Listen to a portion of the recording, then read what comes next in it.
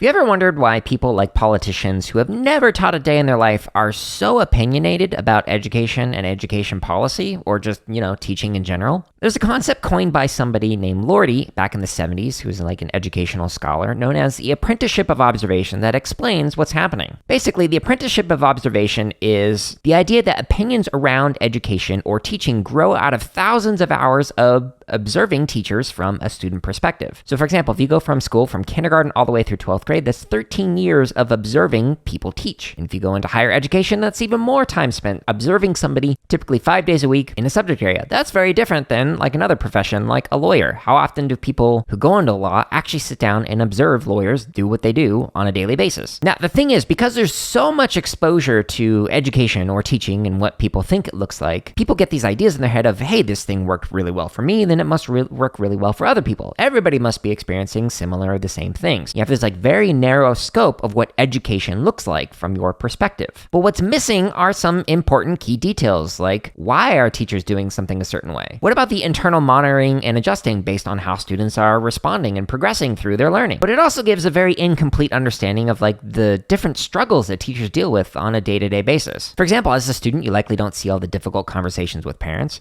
how degrading professional development can be to teachers. How many times have I been treated like a child or like I didn't know something when I've literally written chapters on a topic that I was forced to attend? Or just, how much of waste of a time meetings can be, or how much work educators do on weeknights, weekends, and like so-called breaks and whatnot. Or how some teachers are forced to do what's best for a class average on a test rather than what they know what is best for each student. Or how many jobs educators have outside of teaching because it doesn't pay enough, etc. This idea of the apprenticeship of observation is kind of like if you watch me like play the drums for several hours a day for a decade and then thinking that you've developed an understanding of how to drum without ever picking up a pair of sticks, or even understood what I was doing and why I was doing that, as opposed to something else when practicing. This false sense of confidence and understanding of something, when you're missing so many key details and whatnot, can have some profound impacts on conversations with parents, or admin, or people who create educational policy who have never taught, or even in professional development, teacher education, and curriculum development. So we're gonna kind of unpack each of these in this episode. How many times have you had a conversation with parents where they're like, that's not how I was taught, or the old ways are the best ways? This is an example of apprenticeship of observation. They've been apprenticed into an understanding of education because of their decade-plus experience in the classroom. They haven't seen all the research and all of the practices that have developed since then, and so they look at what you might be doing in the classroom and go, I don't know about that. That's not how it was for me, so you should do it the way that worked for me. Even though there might be a ton of supporting research and evidence that says that's actually not as effective as what you might actually be doing in the classroom. Parents don't understand that. They're missing a lot of key data. They only saw what worked for them, and not all the times where that exact same pedagogical approach didn't work for their peers. What can be even worse when working with parents is when they have like some kind of part-time teaching, like a coaching position. And so they'll often like assume whatever works in whatever sport they're working in will work in every single context. But one of the key things that they don't seem to understand is that the athletes that they are working with are choosing to participate there and are likely paying to participate, which is very different from working with students who are mandated to be there for a decade plus of their life when they might not want to be, nor are there as many external influences that would impact their coaching. Apprenticeship of observation can also lead to some problems with the admin, especially admin who haven't taught in a long time. They might not understand fully the amount of pressures that teachers are under right now due to like the different policies that are having a negative impact on their teaching, how students and parents are communicating in and outside of the classroom and with the teacher. So while an admin might come into your room and might give you some kind of evaluation on how you're doing, they are simply observing, but they don't necessarily have the context that you might have in terms of how difficult teaching is compared to a decade ago. There's so many more factors to consider. Like I started teaching my senior year of high school in 2003, like really getting into it, teaching private lessons, teaching drum lines, etc. And then full-time in the classroom, worked with every grade, kindergarten through doctoral student over the last couple of decades. And there's so many more things to consider nowadays than there were even 10 years ago. Like a lot of the problems that happens with educational policy. Politicians have seen what worked for them in education. So they try and replicate a model that was biased towards certain ontologies, axiologies, and epistemologies. So certain ways of being, things that are valued, and ways of knowing and learning. This is not acknowledged or discussed enough by all sides of the political aisle. What worked for a very specific demographic or very specific sets of identities does not work for all. So in certain demographics, get elected into office and they're surrounded by people who look like them, who share similar identities, they're often not considering identities outside of that little bubble that they're in. This can have a profoundly negative impact on educational policy because it's like, hey, it works for me, it works for Susie over there, it works for Johnny over there,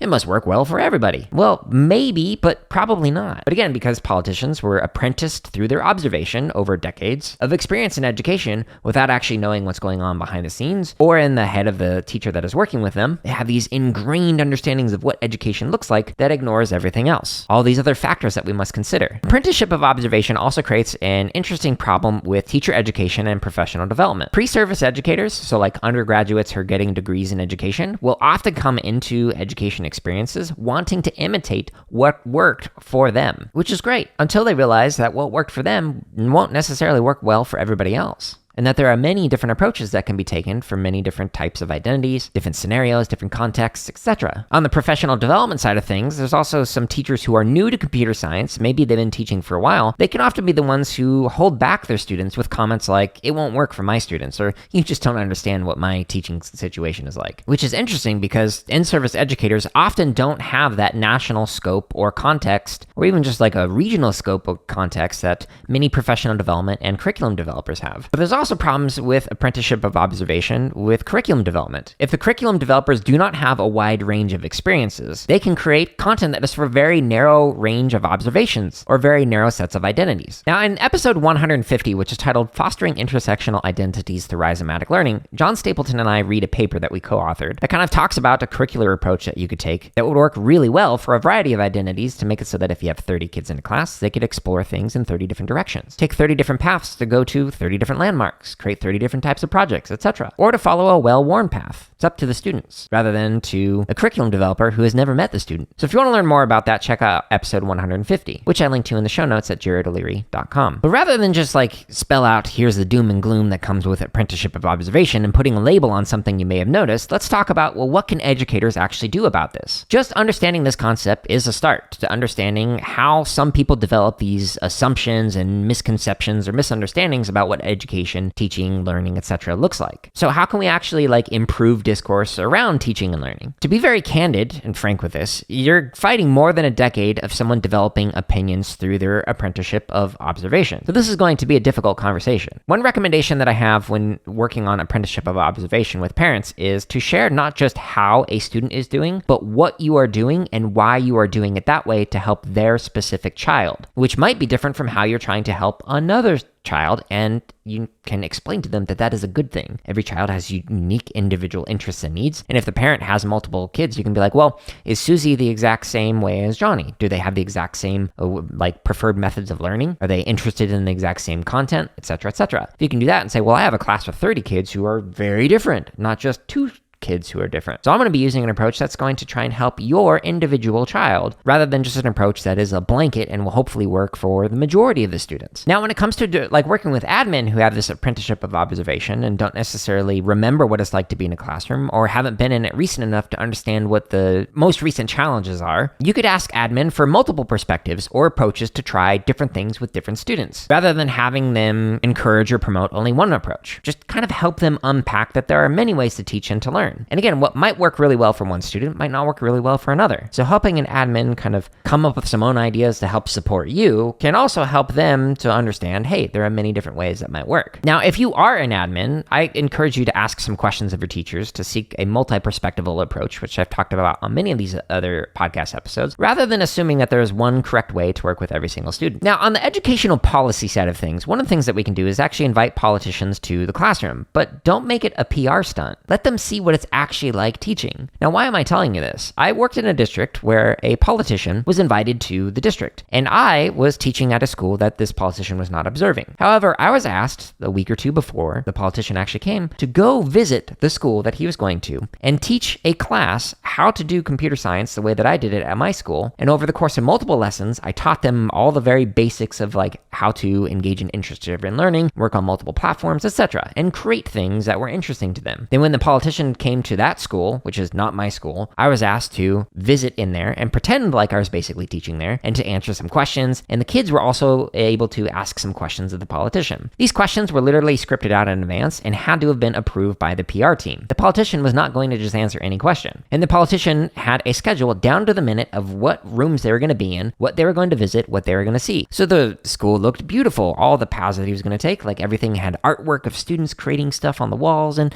yeah, it looked great. But if you were to go into another side for the building or a different room, you would have had a very different scenario. You would have had an actual classroom with their actual teacher in there rather than myself as a guest working with some kids I'd only met the week or two before and who was pretending to basically teach a class that I didn't actually know. When you invite in award-winning educators with doctorates in education into the classroom and pretend like that's just the normal experience that a politician walks into and sees, it's going to give them a very biased understanding. Go, oh, yeah, things are great. You know what? We cut funding in this district drastically over the last few years, but hey, look at how well they're doing. They're creating all sorts of really interesting things. We could cut funding more because, look at all this great stuff that they're doing in this district. Why do we need to continue to add more to the budget when they're doing just fine without it? So if we want to combat apprenticeship of observation from people who may have gone to wealthy schools their entire life and don't know what it's like to actually work in, learn in, or teach in a Title I school or many other variants of schools that are out there, we need to actually invite them into a classroom to see what it looks like. An actual classroom to see what an actual day looks like. Or even better, have politicians substitute for some kids who don't know they're politicians. See what it's like to actually teach. Do that for a week. See if that changes their opinions on teacher pay. Now, when it comes to pre-service and in-service educators, there's some things that we can do to combat the apprenticeship of observation that teachers might have. Some scholars have argued that the apprenticeship of observation means that teacher education will actually have a very small impact on teaching because you might have like 4 years of working with pre-service educators inside of a collegiate setting,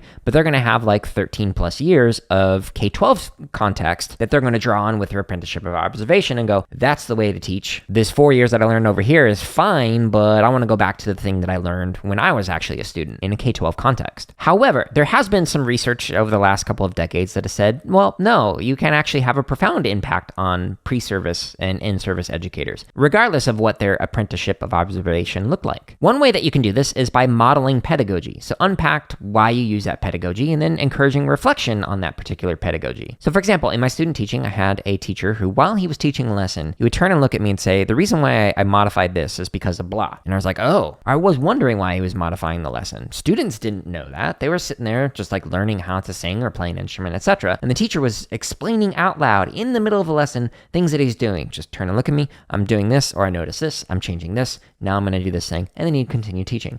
That was so helpful. It was something that I modeled in the music education classes that I would teach at universities for the undergraduate and graduate levels. Is when I noticed like students seem to need more time to think through a particular question, I'd just say that out loud and say, so I'm monitoring, I'm adjusting, let's give some more time on this, we'll get to the next thing in 10 more minutes instead of in 5. These kind of approaches can help students to unpack why you are doing what you are doing, which is like more profound than just observing somebody teaching. Another thing that you can do is you can also encourage teachers to observe other teachers and to be able to unpack why they're teaching in one way and not a different way. In episode 62, which is titled On Methodology and Computer Science Teaching as Critical and Reflective Practices, talk about an idea by Rogalski, who mentions that teachers can kind of get stuck into one method and then kind of like turn it into an ideology, like I'm only going to do constructionism or only constructivism, or I'm only going to do project-based learning, etc. This adherence to a particular framework or pedagogy or approach or philosophy, whatever, at the cost of ignoring all the other options out there, can create some biases and some problems with teaching that might work really well for certain groups of students and not work really well for other groups of students. So it's important for teachers to observe other ways of teaching and learning and go, oh, that's not at all how I would have taught that, but that worked great in that context and for those students. Maybe in a similar context and similar types of students, I might modify and adjust to do that as well. And again, learning from multiple different perspectives, it can broaden your understanding of how to teach in different ways. Because I've worked with every grade kindergarten through doctoral student, and I've taught music education, drumline, percussion, band, general music, computer science, makerspace, etc. Like I have all these different experiences I can draw upon and go, I'm going to make this drumline rehearsal more like a makerspace, or I'm going to make this makerspace more like a drumline. I don't know. These are some different things that you can do when you have learned different contexts to teach in, different ways or different approaches to teach. If you don't have that opportunity, like let's say you're the only teacher at a school, or you don't have time to go and observe other teachers, one of the things you could do is record your own teaching and reflect on what worked well and what could be improved. Now, if you are a teacher educator or a professional development provider or something, you can provide some guidance on some things to think through or to look out for that they might not have considered. This is important because like teachers don't necessarily know what kind of biases they have, especially the unconscious biases in terms of like different pedagogical approaches or how they're working with certain students versus other students, etc. All these things are very important that we can actually consider and help them unpack if we provide some frameworks or lenses to think through. And that's largely on teacher educators as well as professional development providers, but that's something that you can do in your own PLCs. If you run a PLC, think of a different lens or different framework or a different thing for teachers to focus on with their own teaching. If they record their own teaching, they can go back and observe it and go, oh, I didn't actually realize that I was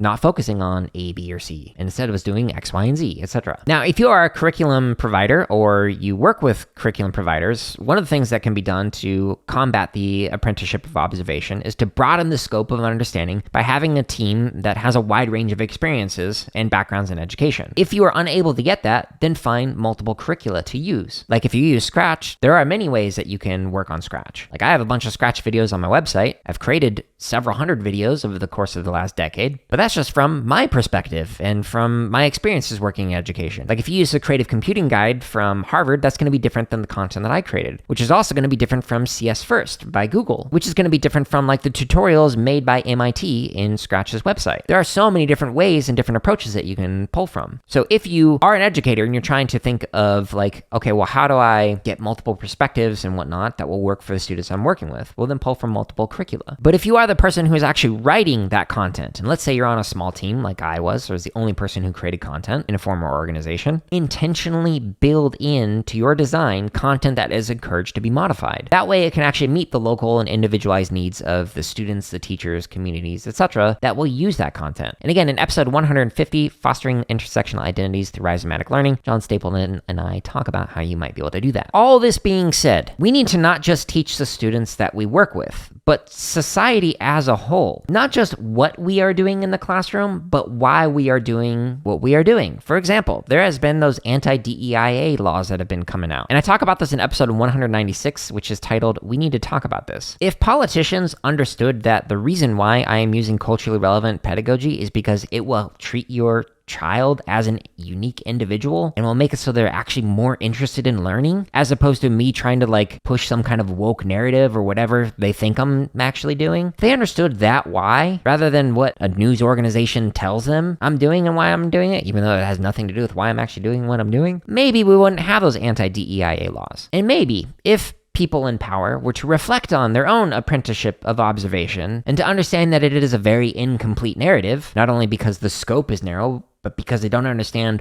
why an educator did what they did, maybe we wouldn't have so many problems with communication with parents, with politicians, sometimes with admin, etc. But those are just my own musings on this particular idea, this concept. I'm curious, in what ways have you realized that you've been apprenticed through your own observations in education? How does that create certain biases about how you prefer to teach based on the way that you prefer to learn? And does that actually align with the students that you work with? Hopefully it does. And if it doesn't, there are many podcast episodes that talk about many different approaches that you can use to teach computer science education, as there are over 200 episodes on my website at jaredoleary.com, as well as thousands of hours of drumming content and a bunch of gaming content, because I create content for fun. And if you enjoy any of the free content that I create, I highly encourage you to share it with other people, as it just helps more people find all this free content. Thank you so much for listening to this episode. Stay tuned for an episode next week. Until then, I hope you're all staying safe and are having a wonderful week. And if you made it this far into the episode, here's a little image of Minnie. She's been asleep during this episode. She's absolutely adorable, just sleeping underneath her 2-story doggo bed that I built for her. So if you're watching this on YouTube, enjoy. She's cute.